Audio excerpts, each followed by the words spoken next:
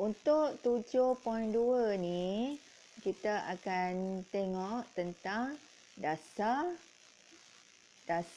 pendidikan kebangsaan. Okey, dasar pendidikan kebangsaan.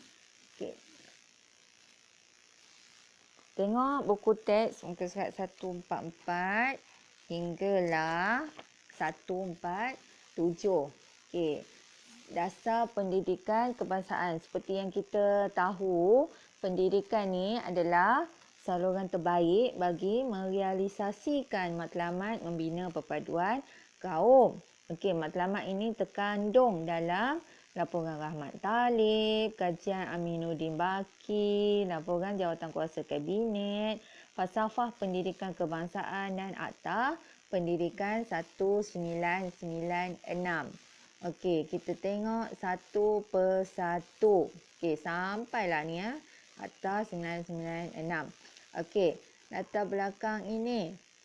Tengok, latar belakang dasar pendidikan kebangsaan dilaksanakan melalui Pernyata Jawatankuasa Pelajaran 1956 ataupun dikenali sebagai Pernyata Razak 1956. Okey, termaktub dalam Ordinan Pelajaran 1957.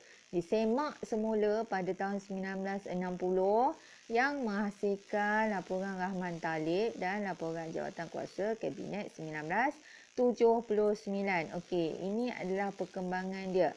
Dia mula-mula Pernyata Razak dan disemak-semak semula sampailah laporan Rahmat Talib dan laporan Jawatankuasa Kabinet ni terhasil. Okey, apa dia laporan Rahmat Talib ni? Kita tengok apa yang terkandung dalam laporan Rahmat Talib. Okey, siapa pengurusi dia? Adalah Abdul Rahman Talib. Kalau awak tengok buku teks ada gambar dia, muka surat 145. Okey, 145. Tujuan dia untuk menyemak semula dan mengukuhkan Penyata Jawatankuasa Pelajaran 1956. Okey, disemak semula penyata yang ada, iaitu Penyata Jawatankuasa Pelajaran 1956. Dan laporan ini, laporan Rahman Talib ni menjadi asas penggubalan Akta Pelajaran 1961 dan penyemakan dasar pendidikan kebangsaan. Okey, dia menjadi asas. Okey, dia semualah rujuk kepada laporan Rahman Talib. Okey. Selain itu, dia memupuk perpaduan dan integrasi nasional. Okey, laporan ini masih mengekalkan teras sistem pendidikan kebangsaan, iaitu untuk memupuk perpaduan. Okey, macam mana dia nak pupuk perpaduan? Melalui bahasa Melayu sebagai bahasa pengantar. Okey, dan selain itu mengadakan kurikulum yang sama dan berorientasikan negara kita lah, negara Malaysia, bagi semua jenis sekolah. Okey ya.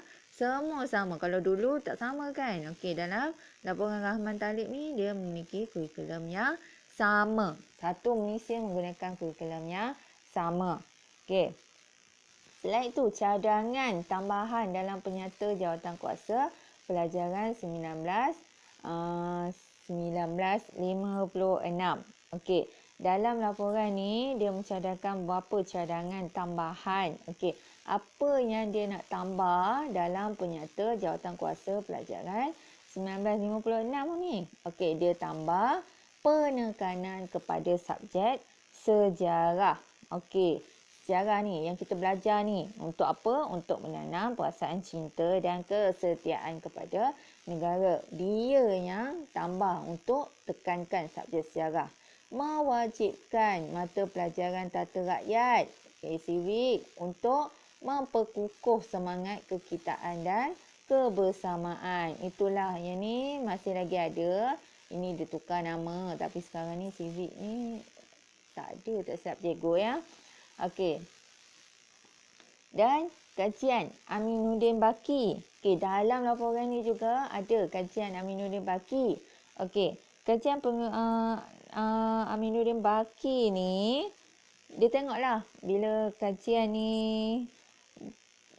Aminuddin Baki ni merupakan Ketua Penasihat Pendidikan Malaysia ya, ataupun sekarang ni dikenali sebagai Ketua Pengarah Pendidikan. Okey, dalam kajian ni dia memperkenalkan sistem persekolahan aneka jurusan diperkenalkan. Okey, untuk apa? Untuk menampung pelajar yang gagal memasuki sekolah menengah akademik. Okey, dan juga kursus kemahiran diperkenalkan. Untuk apa? Untuk melahirkan tenaga kerja mahir yang melibatkan pelbagai kaum.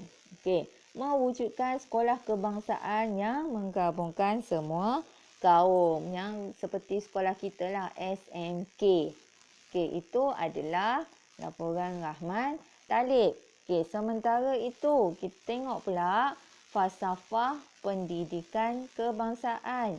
Memang ini adalah fakta tentang pendidikan sahaja. Banyak akta yang terlibat, banyak dasar yang terlibat.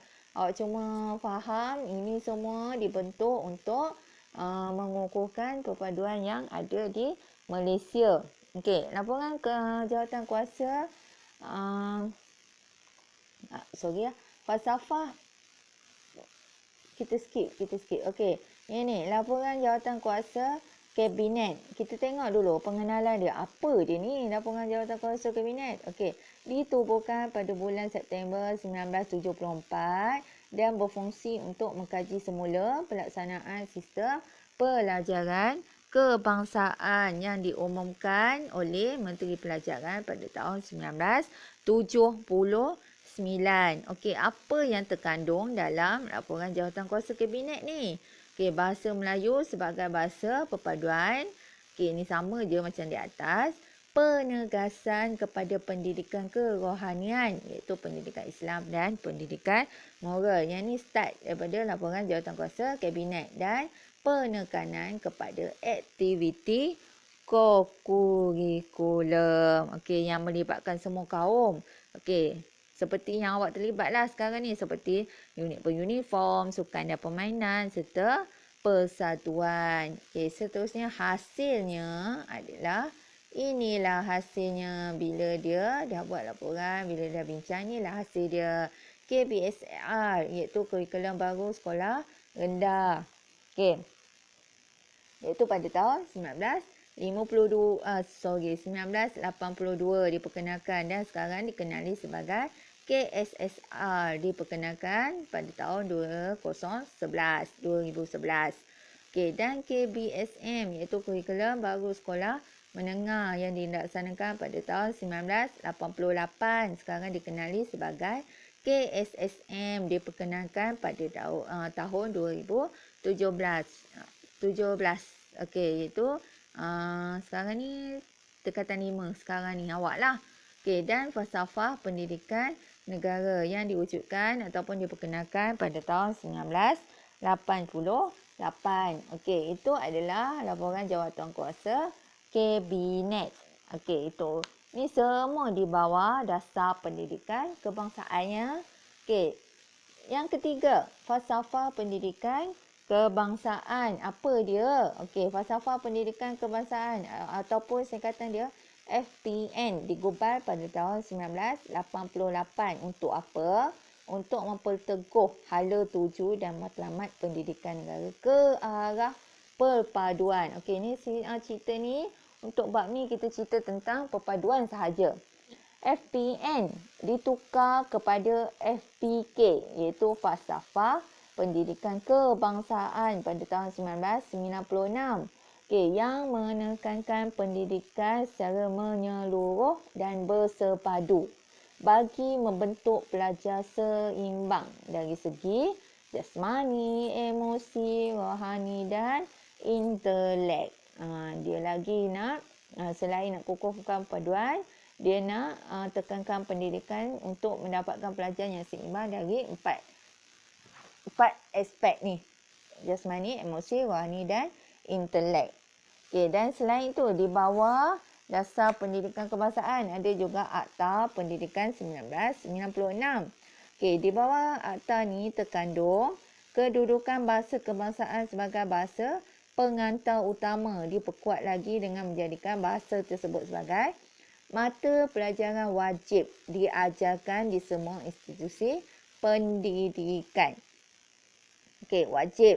Institusi pendidikan swasta pula dikehendaki mengadakan pengajaran bahasa kebangsaan. Okey. Sekarang ni pun bahasa Melayu kena wajib lulus dalam SPM ini lanjutan daripada Akta Pendidikan 1996. Okey, pengajian Malaysia dan pendidikan Islam dan moral untuk memupuk semangat cinta akan negara serta nilai murni. Okey, dia tambahlah subjek ni.